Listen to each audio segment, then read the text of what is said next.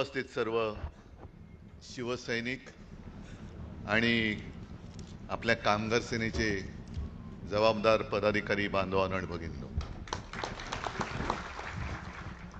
मी त्यांना थांबवलं एवढ्यासाठी नेत्याचा उपनेता केलाय, पक्षप्रमुखाचं काय करतील माहिती नाही, म्हणून म्हटलं थांबा मीच बोलतो. आजचा हा कार्यक्रम शिवाजी मंदिरमध्ये होतोय. गेल्या वर्षीच्या कार्यक्रमाला आलो होतो आणि एक महाराष्ट्राच्या राजकारणाला कलाटणी मिळाली, त्याला आपण सर्व साक्ष आहात. अरविंद, आपलं भाषण आपण सांगत होतात की 68 साली भारतीय कामगार सेनेची स्थापना झाली, म्हणजे आजचं हे 58वं वर्ष. 58 वर्ष या क्षेत्रामध्ये नेतृत्व करणं हे येड्या गबाळ्याचं काम नाही आहे. फक्त आता जी काय परिस्थिती, माईक आहे का बरोबर, मध्ये मध्ये आवाज येतो, आता जी काय परिस्थिती आपण अनुभवतो आहोत, ती परिस्थिती अनुभवताना असं वाटतं की आपण काही आता काय बोलायचं, बोलून काही उपयोग होणार आहे का, आणि उपयोग जर होणार नसेल तर बोलायचं कशाला. कारण शिवाजी मंदिर म्हटल्यानंतर आम्ही लहान असताना आपल्या अनेक शाखेचे वर्धापन दिन इकडे झालेत. अनेक नाटकं त्यावेळेला मी आणि शिवसेना प्रमुखांच्या सोबत येऊन इकडनंच पहिल्या रांगेत बसून बघितलेली आहेत. अगदी आंधळं दळतंय, गारंबीचा बापू, अश्रूंची झाली फुले, खूप. आणि मग ती आज सुद्धा आहेत ना, चांगली नाटकं आहेत. कसं होतं रे नाटक, अरे बेस्ट. तसं हे मला असं वाटतं आपलं काही नाटक नाहीये. नाही म्हटलं तरी आपण जी एक विचाराची दिशा पकडलेली आहे, मार्ग पकडलेला आहे, त्याच्यावरती पुढची वाटचाल कशी होणार आहे आणि आजपर्यंत वाटचालीमध्ये काय खाच खळगे काटे काचा कशा आल्या, कशा बोचल्या, त्याचा एक नाही म्हटलं तरी परामर्श घेणं, आढावा घेणं आणि मग पुढची वाटचाल ठरवणं, हा मला असं वाटतं वार्षिक आपल्या सभेचा हेतू आहे आणि तो तसाच असला पाहिजे. दत्ताजींचा तुम्ही मुद्दामून मी दत्ताजींचं नाव घेतो कारण ते घ्यायलाच पाहिजे, हा एक भाग वेगळाच. पण दत्ताजींचं नाव मी एक उदाहरण म्हणून, मूर्तिमंत उदाहरण म्हणून देतोय. मागे सुद्धा ही आठवण मी कशाला शिवसेना प्रमुखांनी सांगितली म्हणून मला माहिती आहे. शिवसेना प्रमुखांनी सांगितली तेही तुम्हाला आठवत असेल आणि मी सांगितली आहे ती तुम्हाला आठवत असेल, तरी मुद्दाहून परत सांगतो. 66 साली 19 जून 1966 साली शिवसेनेची सुरुवात झाली. शिवसेना प्रमुखांचा भाषणाचा झंझावात सगळीकडे चालू होता. आम्ही तेव्हा दादरला होतो, राहायचो. आणि एक दिवस दरवाजाची घंटा बेल वाजली. दार उघडल्यानंतर शिवसेना प्रमुखांनी सांगितलेलं एक चांगला तगडा माणूस, कुरळे केस, समोर उभा. त्याला, हा कोण आपण? मी दत्ता साळवी. तर काय काम आहे? मी तुमचं कालचं मला असं वाटतं अमर हिंद व्याख्यानमालेतलं भाषण ऐकलं आणि नोकरीचा राजीनामा देऊन तुमच्याबरोबर काम करायला आलेलो आहे. बाळासाहेब म्हणाले की अरे इथे कशाचाच काय पत्ता नाही आणि तुम्ही नोकरी सोडून इकडे आलात. काय नोकरी होती? गिरणीमध्ये जॉबर, बरोबर ना जी? तर तुम्ही नोकरी सोडून इकडे काहीच नाहीये, काढू काय इकडे कशाला? मी न्याय हक्कासाठी आता शिवसेनेची स्थापना केलेली आहे, अजून कशात काही नाही, आणि तुम्ही सरळ नोकरी, चांगली नोकरी तुमची सोडून आलात. ते हो म्हणे तुमच्याबरोबर काम करायचंय. आणि आज मी मुद्दामून एवढ्यासाठी नाव घेतलं की जो स्वतःची नोकरी सोडून ज्यांनी अंधारात उडी मारली, त्यांनी भारतीय कामगार सेनेचं नेतृत्व करून हजारो लाखो लोकांच्या आयुष्यात उजेड पाडला. किती जणांना नोकऱ्या मिळवून दिल्या. याला म्हणतात धाडस, याला म्हणतात हिम्मत, याला म्हणतात जिद्द. ही जिद्द जर का म्हणजे शिवसेना प्रमुखांचीच वाक्य आहेत, माझी नाही आहेत. की तुमच्यात जर का आत्मविश्वास असेल तर जगाच्या पाठीवर कुठेही जा, तुम्हाला मरण नाही. हा आत्मविश्वास तो आपण गमावत चाललोय की काय? ठीक आहे, दिवस येतात दिवस जातात, लोक येतात लोक जातात, त्यांची सगळी कर्म, त्यांची सगळी पाप ही त्यांच्याबरोबर जातात, जायलाच पाहिजे, जातातच, कोणी किती मोठा असो. पण एकूण जेव्हा आपण पारतंत्र्यात होतो तेव्हा लोकमान्यांना तो एक जो एक मध्ये उद्वेग आला होता की काय लोक आहेत, काय करतायत, यांना ना गुलामीची चीड आहे ना स्वातंत्र्याची चाड आहे, कशासाठी काम करायचं. आम्ही जीव तोडून करतोय, नेतृत्व आप आगे बढो. अरे बढतोय आगे, सोबत येणार आहात का? तुमच्यासाठी लढतो आहोत. नाहीतर काय उगाच वेळ जात नाही म्हणून लढाईला कोणीच नाहीये म्हणून लढतोय, अशातला भाग नाहीये.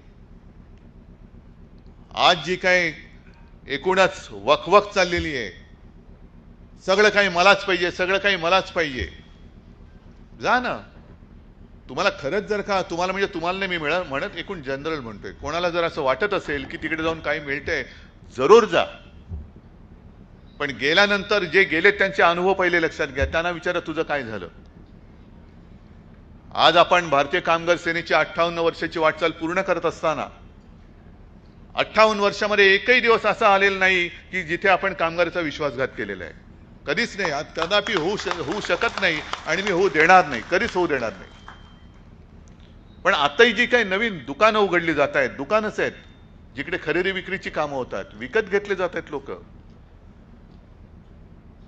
युनियन म्हणजे काय? युनियन म्हणजे ही जसं नाण्याची दुसरी बाजू असते तसं यांचं लक्ष त्या नाण्याकडे आहे, बाजूकडे लक्ष नाहीये. ते नाणं जे आहे मालकाच्या खिशातलं नाणं, त्याच्यामध्ये भागीदारी पाहिजे, अशी ही सगळी दुकानदारी झालेली आहे ह्या युनियनच्या क्षेत्रामध्ये. चांगली चाललेली युनियन फोडायची. तुम्ही किती करार करताय? जसं तुम्ही म्हटलं ना, 1 रुपया त्यावेळेला वाढवून दिला. आता किती तुमचे एक तर सगळ्यांचे करार झालेत की नाही, हा अरविंद मी तुम्हाला नेहमी प्रश्न विचारत असतो. नाही, हे चालू असते प्रोसेस. असं नाही की सगळे झाले. एकाचं झालं तर तोपर्यंत म्हणजे आपल्या देशातल्या निवडणुकांसारखं एक राज्य झालं का दुसऱ्याची येते, दुसऱ्याची झाली आणि मग सगळे पंतप्रधानांपासून सगळ्या राज्याचे मुख्यमंत्री हे तिकडे बोंबलायला जातात. तसंच करारामध्ये तुम्ही किती करताय का मागताय? आम्ही 1000 रुपये मागतोय. अरे चल, मी तुला 1500 रुपये देतो. कारण का मालकाची साठवलोट झालेलं असतं. एक करार कदाचित होतो, युनियन गेली, युनियन त्यांच्याकडे जाते आणि गेल्यानंतर कळतं जेव्हा कामगारांवरती अन्याय होतो तेव्हा आपल्याकडे लढण्याचा अधिकारच नाही, कारण रेकग्नाइज युनियन त्यांची झालेली असते. युनियन तोडायची, मजबूत युनियन तोडायची आणि मालकाच्या दावणीला बांधायची. मालक म्हणेल तसं उठ बस, उठ म्हणायचं तेव्हा उठेल, बस म्हणायचं बसेल. मालक म्हणेल तिकडे अहमदाबादला जायचं तर जा, नाही तर घरी जा. कोण काही करू शकत नाही, कोणी तेव्हा वाचवलं येत नाही. मग तेव्हा कळतं अरे मी 1500 रुपये 500 रुपये वाढ घेतली पण माझं आयुष्याचं दिवाळं काढून बसलेलं आहे. ही पद्धत सुरू झालेली आता. आणि मी जे यांना सांगतो की सगळ्याच कंपन्या आहेत, सगळ्या उद्योगामध्ये, अगदी हॉटेल असतील, हॉस्पिटल असतील, कारखाने असतील, कुठेही असतील, आहे ना, शिवसेना प्रमुखांच्या पुण्याईने आणि तुमच्या सगळ्यांच्या ताकदीमुळे सगळेच मालक माझ्या ओळखीचे आहेत. पण माझं नातं जे आहे त्या गेटवरती लागलेल्या भगवेशी आहे, मालकाशी नाहीये. त्याला जो कोणी हात लावेल, तो हात कोणाचाही असेल, त्याचं काय करायचं, तुकडे कसे करायचे, ही जबाबदारी तुमची. माझं आणि मालकाचं काही त्याच्यात नाही. जे नातं आहे हे तुमच्यामुळे, दुवा तुम्ही आहात. आणि एवढ्या जर का परखडपणाने मी वागत असेल तर तुम्ही कसं वागलं पाहिजे? तुम्ही कसं वागलं पाहिजे की नाही माझा भगवा आहे, अरे भगवा मला न्याय देतोय, भगवा आहे म्हणून मला न्याय मिळतोय. भगवा उतरला आणि दुसरं फडकं तिकडे फडकवलं तर फडकं डोळे पुसायच्या कामाला कदाचित येईल, नाही तर कशाच्याही कामाला येणार नाही. हा भगव्यातला आणि दुसऱ्या युनियनच्या फडक्यातला हा फरक आहे, हा लक्षात घ्या तुम्ही. का तुम्हाला या सगळ्या लोकांना सगळंच का पाहिजे? आज सुद्धा जे चाललेलं आहे म्हणजे कामगारांची परिस्थिती एवढी वाईट झालेली आहे. इराण, इस्रायल आणि अमेरिका युद्ध चाललेले आहे. थांबते नाही थांबते, थांबते नाही थांबते, लेझिम चालूच आहे त्यांचा. पण सांगण्याचा मुद्दा असा आहे की दुबईवरती बॉम्बफेक झाली, मिसाईल पडतायत, त्यांचे तुकडे पडतायत, कुठे कुठे स्फोट होत आहेत, आवाज येत आहेत. पण वृत्तपत्रात आलेली बातमी आहे आणि ती सुद्धा सामना नाही, मला असं वाटतं लोकसत्ताच असेल. त्याच्यात बातमी अशी आलेली की दुबईमध्ये अनेक उत्तर भारतीय म्हणजे अगदी बिहारचे लोक तिकडे काम करतायत. आपल्या सरकारने सांगितलं परत या, परत या. आणि तिथल्या कामगारांनी प्रतिक्रिया दिली, आम्ही तिकडे जाऊन बेकारीने मरण्यापेक्षा इकडे बॉम्ब हल्ल्यात मेलो तरी चालेल. कारण जर का घरी परत गेलो रिकाम्या हाताने करू काय, कुटुंब पोसू कसं? ही जी वास्तविकता आहे या राज्यकर्त्यांच्या लक्षात कधी येणार आहे की नाहीये? राज्य पाहिजे, सत्ता पाहिजे, देतो तुम्हाला,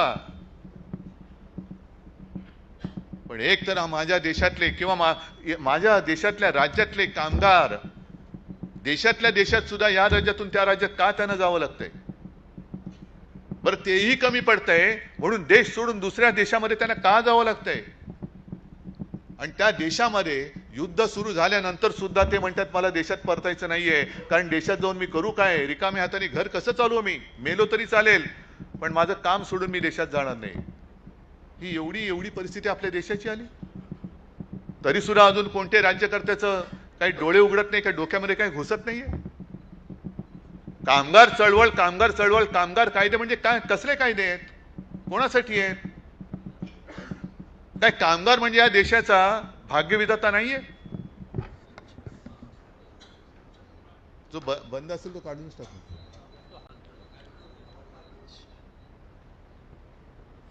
कामगार हा देशाचा भाग्यविधाता नाहीये? आजपर्यंत जे लढे झाले, स्वातंत्र्य लढा झाला, संयुक्त महाराष्ट्राचा लढा झाला, त्या लढ्यात जर का कामगार उतरला नसता तर कदाचित आपलं स्वातंत्र्य सुद्धा थोडंसं मिळणं दूर गेलं असतं आणि संयुक्त महाराष्ट्राचा लढा तर यशस्वी झालाच नसता. हा गिरणी कामगार आणि कामगारांच्या त्या लढ्यातला सहभाग किंवा योगदान आहे, म्हणून आज आपण हे स्वातंत्र्य आणि संयुक्त महाराष्ट्र मुंबई आपली बोलू शकतो. हे कामगाराचं महत्त्व कळत नाहीये का? नुसतं हायर अँड फायर पाहिजे तेव्हा कामगार कायदे म्हणजे कामगारांच्या बाजूने कणव बोलायचं आणि प्रत्यक्षात कामगारांचं वाटोळं करून टाकायचं, हे राज्यकर्त्याचं लक्षण नाहीये. आज सुद्धा तिकडे जे काय चाललेले बंगालमध्ये, हे आमचे मुख्यमंत्री ते म्हणतात की आता आम्ही विरोधी पक्षाचे बुरके फाडणार. अरे आम्ही हिंदू आहोत ना, बुरका कुठे कधी तुम्ही काय घालताय आम्हाला? तुम्ही तुमच्या डोक्यात बुरखा आहे, आमच्या नाहीये. पण लोकसभेमध्ये जे काय झालं ते मुख्यमंत्र्यांनी पाहिलं का? पाहिलं? आणि हा मुद्दा म्हणून मी कालचा लोकसत्तेचा, सध्या लोकसत्ता का? कारण तुम्ही म्हणाल सामना काय? सामना तर लिहितोच, सामना तर अगदी परखडपणाने, आणि ते सत्य लिहितो. उगाच काहीतरी बोलायचं, काहीतरी वाभाडे काढायचे म्हणून सामना कोणाचे वाभाडे नाही काढत. पण ही आमची जी काय बांधिलकी आहे, लोकशाहीचा चौथा स्तंभ, पाचवा स्तंभ, किती स्तंभ आहेत ते आहेत की नाही जागेवर, हा सुद्धा एक प्रश्न आहे, संशोधनाचा विषय. पण हा कालचा लोकसत्तेचा अग्रलेख मुद्दामून तुम्ही वाचला नसेल तर वाचा, आणि देवेंद्र फडणवीसांना छान असं पार्सल करून पाठवा की वाचा काय लिहिलंय याच्यामध्ये. महिला आरक्षण आम्ही होऊ दिलं नाही. अरे मी तर माझं स्टेटमेंट आहे, महिला आरक्षण आत्तापासून जाहीर करा, आत्तापासून करा. पण त्यावेळेला म्हणजे 2000 मला वाटतं 10 साली अरुण जेटली हे जे बोलले होते मला वाटतं याच विषयावरती रवीश कुमारांनी एक व्हिडिओ केलेला आहे त्यांचं, ते मुद्दामून बघा तुम्ही. दोन त्यांचे एपिसोड जे आहेत ते मुद्दामून बघा. हे त्यातलंच मी सांगतोय. एक आहे तो या महिला बिलाच्या आडून हे कसं या देशाचे तुकडे करणार होते, देशाची वाट कशी लावणार होते, आणि त्याचं कुभांड कसं विरोधी पक्षांनी फोडलं आणि त्याच्यात पराभव कसा त्यांचा केला आणि लोकशाही कशी वाचवली, त्याच्याबद्दल हा रवीश कुमारांचा एक एपिसोड आहे. आणि तेच या लोकसत्तेमध्ये लिहिलेलं आहे, सामनामध्ये लिहिलेलं आहे. हा काय नवा विषय नाहीये, हा विषय जुना आहे. पण त्यावेळेला म्हणजे रवीश कुमारांचा जो एपिसोड आहे तो मुद्दा तुम्ही बघा. त्यांनी सांगितले की हा विषय संसदेत मांडला पाहिजे होता, कदाचित मांडला गेलाही असेल आत्ता.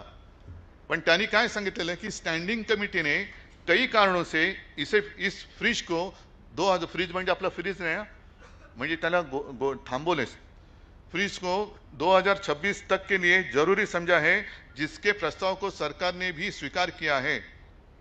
बरोबर आहे. आता पहिला कारण था नॅशनल पॉप्युलेशन पॉलिसी, म्हणजे लोकसंख्येची जी काय धोरण आहेत ते.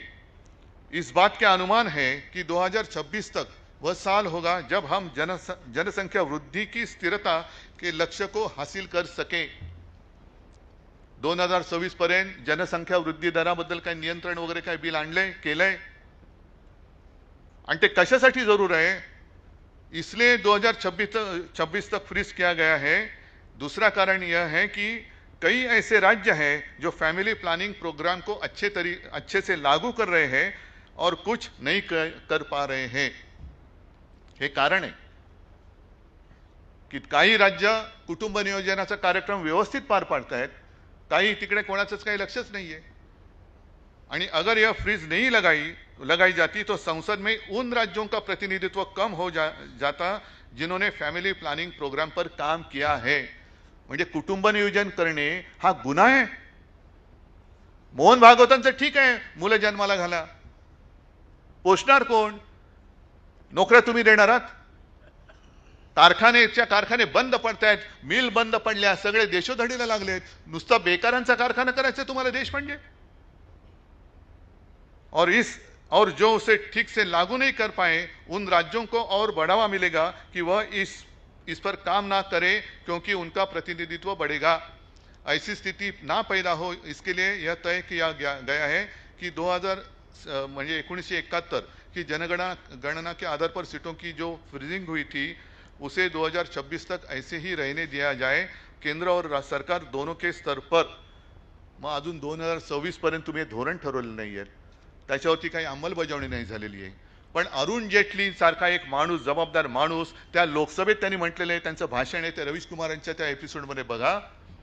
आणि मग देवेंद्र फडणवीसांना सांगायचंय की आज तुमच्या भाजपात अरुण जेटलींच्या पातळीचा कोणी नाही, हे देशाचं नव्हे तुमचं दुर्दैव आहे। पातळीचा इकडे प्रश्न नाहीये, पातळी एवढ्या खालच्या पातळीवरती आम्ही येऊच शकत नाही। कोणासाठी तुम्ही करताय हे सगळं?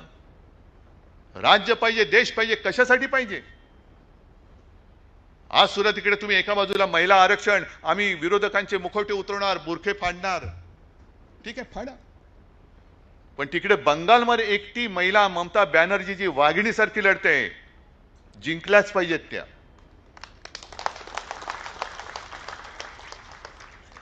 त्या एका महिलेला हरवण्यासाठी तो सुद्धा रवीश कुमारांचा तुम्ही व्हिडिओ बघा, जवळपास 2 लाखाच्या वरती सीआरपीएफचे जवान तिकडे उतरवलेत। म्हणजे मणिपूर जळत होतं तेव्हा 30,000 होते आणि बंगालमध्ये निवडणुका आहेत तिकडे 2 लाखाच्या वरती, म्हणजे काही तर म्हणतात साहेब ये तो कुछ नहीं 5 लाख तक जवान उतारे। मतदान करणार कसं? कोण करणार? जर फौजा बघितल्या नाक्यावर, कोण तुमची हिम्मत आहे मतदानाला उतरायची? आणि उद्या यांनी जर का ठप्पे मारले आणि ममता बॅनर्जी हरल्या तर जितमया म्हणून पुन्हा तंगडी वरती करून नाचणार आहे? ही लोकशाही आहे। योगी आदित्यनाथ तिकडे, पंतप्रधान तिकडे, आमचे मुख्यमंत्री तिकडे, आणि या राज्यामध्ये ड्रग्स रॅकेट चालले, महिलांचे विनयभंग होत आहेत, भोंदूगिरी वाढते, पण नाही आम्हाला त्याच्याशी काही देणं घेणं नाही। आम्हाला फक्त आम्ही राज्य महाराष्ट्र जिंकला, आता बंगाल जिंकायचं, बंगाल जिंकला आसाम जिंकायचं, आसाम जिंकला हे जिंकायचं, हेच चाललं। कामगार ओरडतोय, कामगार बोंबलतोय, त्याच्याकडे लक्ष नाहीये। तुम्ही जर का तिकडे मोर्चा काढला, पाकिस्तानचं हे कारस्थान आहे जे नोएडामध्ये झालं ना, त्यांचं कामगारांनी न्याय हक्क मागायचे नाहीत। न्याय हक्कासाठी कामगार जर का रस्त्यावर उतरला तर लगेच पाकिस्तान धार्जिणे हे आहेत। देश अराजकाच्या दिशेने चाललेला आहे। 1 वर्ष आता होईल पेहलगामच्या हल्ल्याला, पाकडे कुठून आले आणि कुठे गेले हे नाही कळलं, पण कामगारांमध्ये कामगार उतरले तर त्याच्यात पाकिस्तानी घुसले हे तुम्हाला कळतं। अतिरेकी कसे घुसतायत आणि लोक मारून जातात हे नाही कळत। पण आता महिलांना त्रास देणे इतपत तुमचं सगळं घसरलेलं आहे। महिलांना त्रास द्या। ममता बॅनर्जी राज्य करतायत, नाही करू द्यायचं। त्यांच्या जवळच्या सगळ्या लोकांवरती ईडीच्या धाडी पडतायत। ईडीच्या माध्यमातून तुम्ही महिलांना सतवायला लागलात, घराच्या महिलांना। हे तुमचं हिंदुत्व? पण तिकडे धाडी टाकायच्या आणि तिकडे प्रचाराला गेलेले योगी आदित्यनाथ बोललेत, तुमच्या लक्षात आले काय बोललेत? कारण त्या बातम्या नाही ते तिकडे। योगी आदित्यनाथांचं एक ते क्लिप आलेली आहे,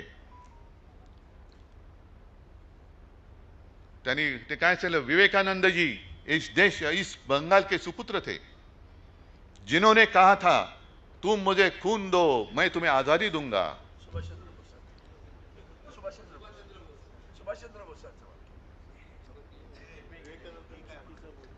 काय रे, मी बरोबर बोललो का चूक बोललो? मी बरोबर बोललेलो आहे, योगी आदित्यनाथ चुकीचं बोललेले आहेत। म्हणजे तुम्हाला जे लिहून दिलं जातं ते सुद्धा पाठ करून बोलता येत नाही. विवेकानंदजी बंगाल के सुपुत्र, अरे हो ना, तू होतास का तुम्हा? तुम मुझे खून दो मैं तुम्हें आजादी दूंगा. मुळामध्ये तुमच्या पक्षाचा आणि तुमच्या मातृपक्षाचा आझादीशी काही संबंध नाही. तुम्ही आझादीबद्दल बोलणारे तुम्ही कोण? हा, म्हणजे नेताजी सुभाषबाबूंबद्दल सुद्धा फक्त यांचं काय चाललेलं आहे, बळकवायचं सगळं. आदर्श म्हणजे नेताजी सुभाषचंद्र बोस पण आमचेच, सावरकर पण आमचेच, वल्लभभाई पटेल पण आमचेच. ठीक आहे ना, वल्लभभाई पटेल सगळ्यांचेच होते, लोहपुरुष. पण फरक लक्षात घ्या, सरदार वल्लभभाई पटेलांनी तो निजामशाहीचा भाग देशात आणण्यासाठी म्हणून फौजा घुसवल्या होत्या. तुम्ही तुमचा पक्ष जिंकवण्यासाठी म्हणून फौजा घुसवताय. हा पटेल आणि तुमच्यातला फरक आहे, हा फरक आहे. म्हणून ते लोहपुरुष, पोलादी पुरुष म्हणतात त्यांना. तुमच्या जिंकण्याची अवकात नाहीये म्हणून तुम्ही ईडी, सीबीआय, फौजा घुसवताय निवडणूक जिंकायला. का तुमचं कर्तृत्व कमी पडतंय? तुम्ही केलेली कामं कमी पडतायत?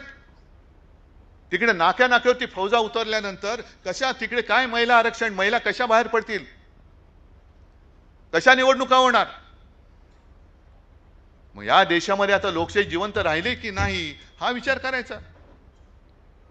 आणि तो जर काय होणार नसेल तर मग या वार्षिक सभेला वगैरे काय अर्थ नाही. तुमचं तुम्ही काय करायचं करा. पण मला असं वाटतं की जो एक आत्मविश्वास शिवसेना प्रमुखांनी दिला आणि त्यांनी जे काही सांगितलेलं आहे की अरे 100 दिवस शेळीचं जगण्यापेक्षा एकच दिवस पण वाघाचा जगा.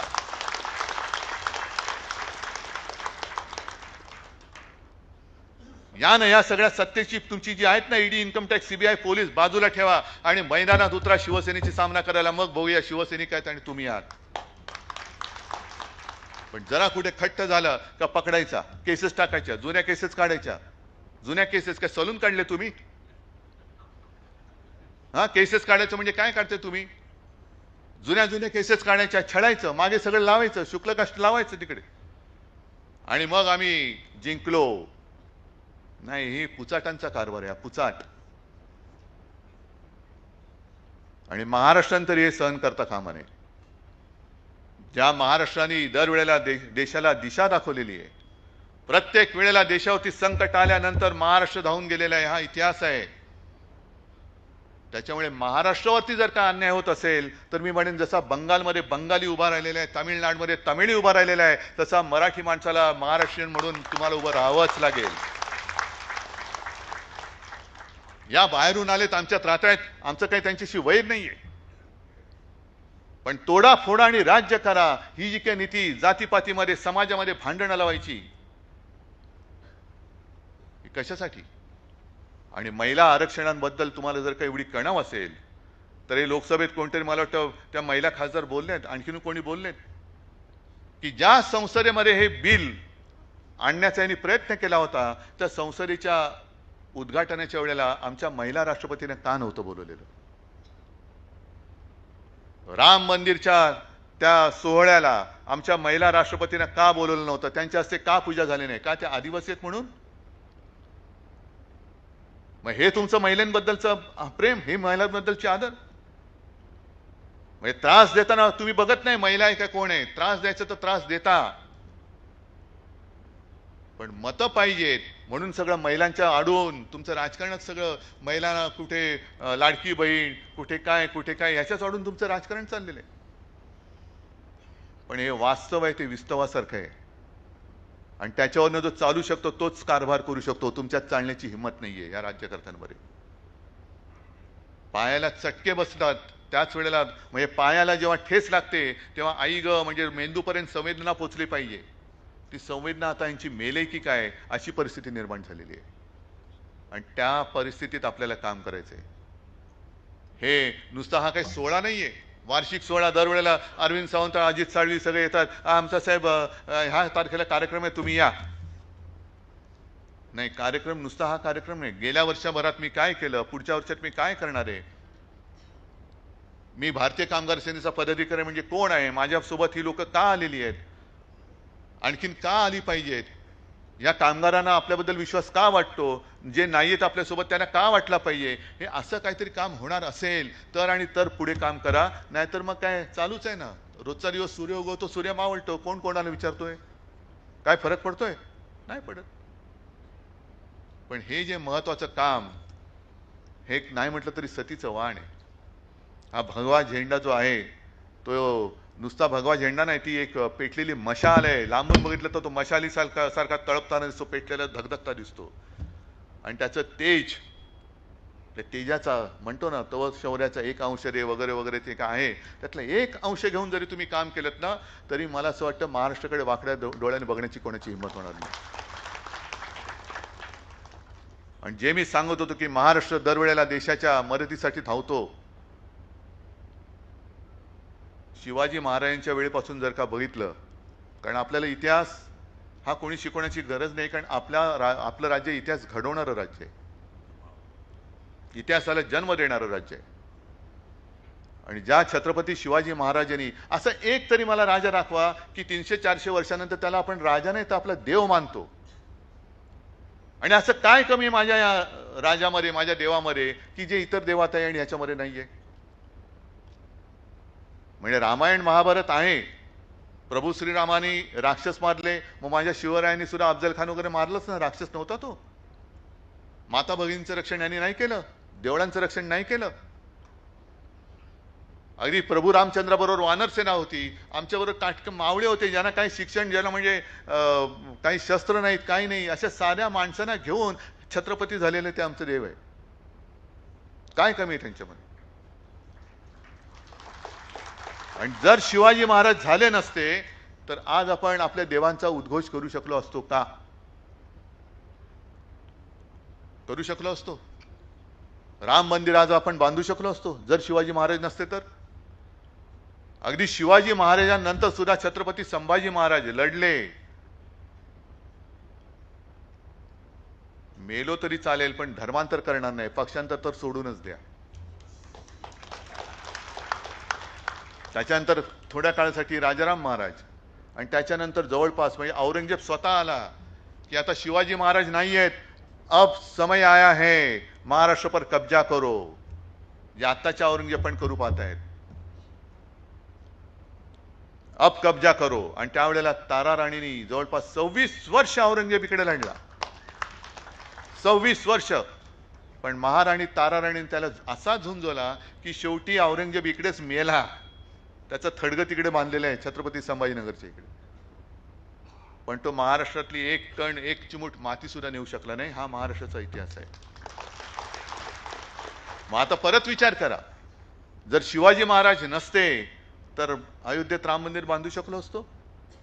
आणि जर नंतर छत्रपती संभाजी महाराज, राजाराम महाराज, तारा राणी यांनी औरंगजेब इकडे आला, त्याला जर का मोकाट सोडला असता तर संपूर्ण देश तेव्हाच हिरवा वरवंटा फिरला असता.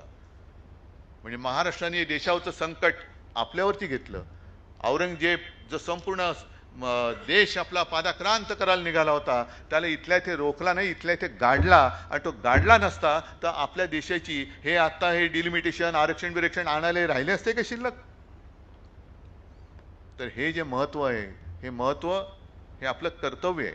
हे काम म्हणजे आपलं कर्तव्य आहे. आणि जर आपण कर्तव्य पार पाडणार नसू तर मला असं वाटतं हे सगळे बाजूला ठेवून द्या, यांची काही गरज नाहीये. कारण ते पण बघत असतील ना, नसतील कशावरून की अरे काय करतायत हे, मी माझ्या वेळेला केलं पण माझा नुसता उद्घोष करतायत. नाही, मगाशी अरविंद सावंत पण जोरात बोलत छत्रपती शिवाजी महाराज की, कशाला जय म्हणताय? तर हे करण्याची तुमच्यात हिंमत आहे का? पहिला प्रश्न मी तुम्हाला विचारतोय. जागेवरती पाय रोवून उभं राहणं आणि वेळ पडली तर 2 हात करणं, हा आपला महाराष्ट्र धर्म आहे. अन्यायाला तोडून मोडून टाकणं हा महाराष्ट्र धर्म आहे. आणि हा महाराष्ट्र धर्मच आपल्या या देशाला आणि हिंदुत्वाला वाचू शकेल. दुसरं कोणी याच्यामध्ये येऊ शकत नाही. आणि त्याच करता आता एका तयारीने उतरलं पाहिजे.